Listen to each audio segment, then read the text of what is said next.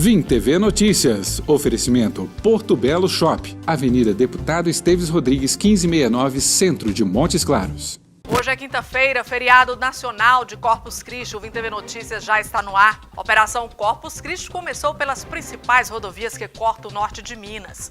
E mais, nessa edição a gente descomplica com mais um termo jurídico em nosso ABC Judiciário. E ainda a gente fala sobre fraudes econômicas. A cada 16 minutos uma pessoa é vítima de fraudes no país. E feriado prolongado, saiba quais são os direitos para quem deseja viajar, mas tem doenças graves.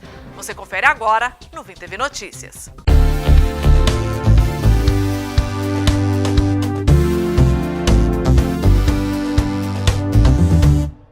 Olá, o Vim TV Notícias já começou e a gente traz detalhes da Operação Corpus Christi, que iniciou nesta quarta-feira e se estende até segunda. A operação, que começaria à meia-noite desta quarta-feira e se encerraria às 23h59 do dia 3 de junho pela Polícia Rodoviária Federal, foi cancelada.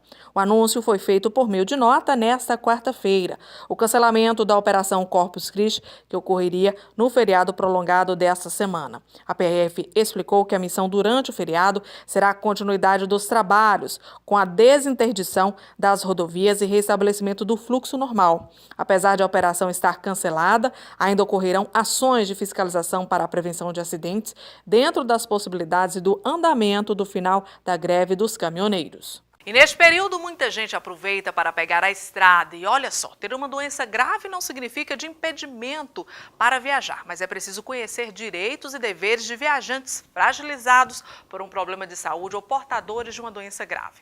Saiba na reportagem de Silvana Monteiro que cuidados e providências devem tomar os consumidores e as empresas de transporte. Viajar de avião, carro ou ônibus exige mais cuidados quando o viajante tem algum problema de saúde.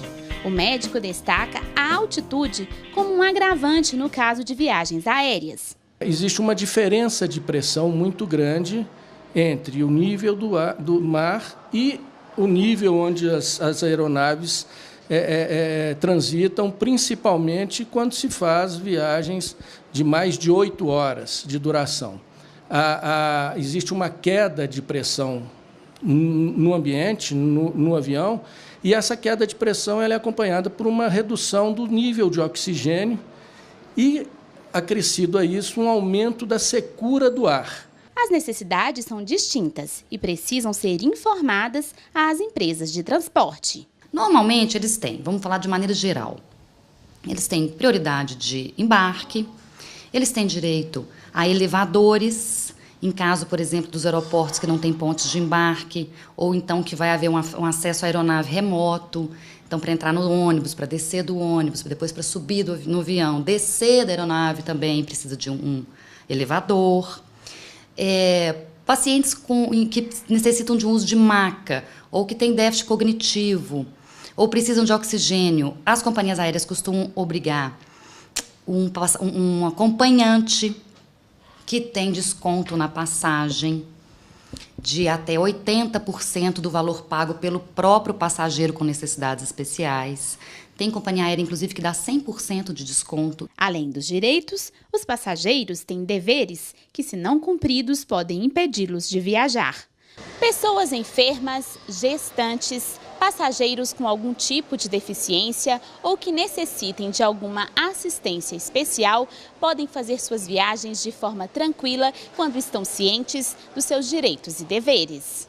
Eles devem levar um relatório recente de toda a sua condição clínica. Se for uma doença grave, eles devem fazer um check-up antes das viagens longas e levar um relatório médico. Além do relatório médico, ou complementando o relatório médico, ele deve ter a receita recente da medicação que faz uso e ter as medicações facilmente acessadas, quer dizer, acessíveis. Elas podem estar no bolsão à frente da cadeira. E avisar, se está viajando sozinho, avisar a tripulação que ele tem as medicações ali, que tem ali o relatório, que tem ali as receitas, ou então viajar com acompanhante, que é a melhor coisa que tem.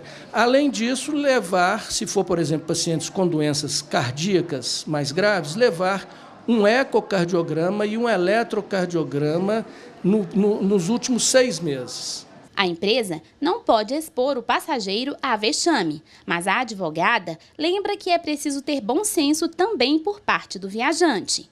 Então, há alguns casos que a gente vê na imprensa, de gente que foi impedido de viajar. Assim, apesar de que houve, em alguns casos famosos, aí, falta de tato dos funcionários da companhia aérea para lidar com o problema, acabou expondo o passageiro a alguma situação humilhante. Enfim, apesar disso, eu acho também que, de maneira geral, tem havido falta de bom senso dos passageiros. Você está visivelmente passando mal, você tem um problema de pele visivelmente duvidoso para quem é leigo.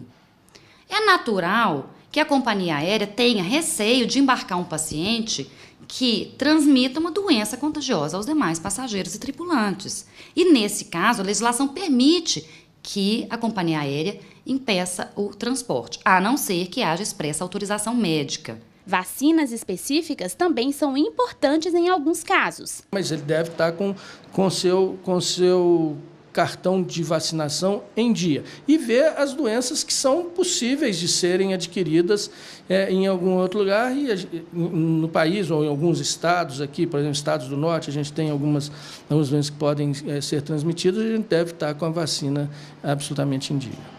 É necessário que o passageiro com alguma necessidade específica ou doença grave procure a companhia aérea ou terrestre com antecedência. Se for o caso de uma viagem para um país muito diferente, o consulado deve ser consultado para obter informações sobre vacinas indicadas. Os consumidores podem acessar o Guia de Passageiros no endereço anac.gov.br e os passageiros de transportes terrestres devem consultar no site da Agência Nacional de Transportes Terrestres, ANTT, os direitos e deveres do passageiro.